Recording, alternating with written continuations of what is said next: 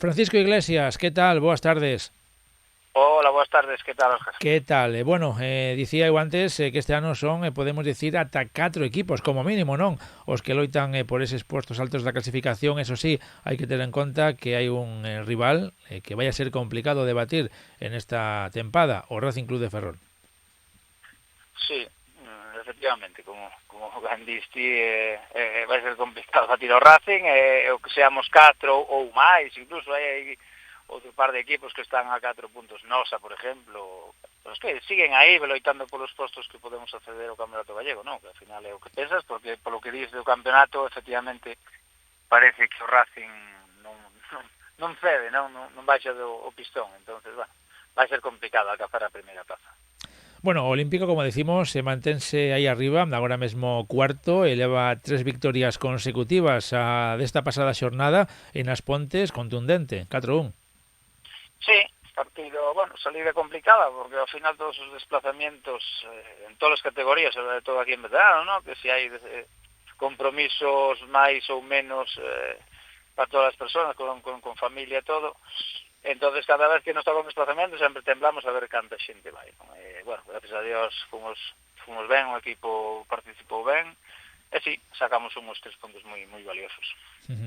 Sobre todo valiosos para manterse aí en esa apretada parte alta da clasificación. Por certo, dicía eu antes que na seguinte fin de semana esta Liga de Veteráns descansa, pero entre comillas, non? Porque tamén se disputa a Copa de A Coruña e a Copa Asociación. Por certo, o Olímpico de Rutis non vai a xogar.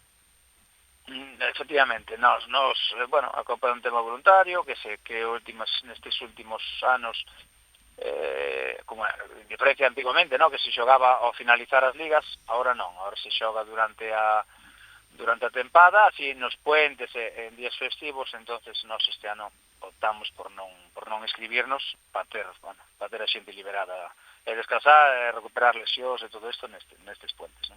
E, lóxicamente, centrarse despois deste pequeno parón na competición ligueira. Exacto, sí, que darlle descanso a xente, hai 15 días, hai sempre xente que se vai cargando muscularmente, etcétera, entonces, pois, aproveitamos estes paróns para que a xente se poida recuperar.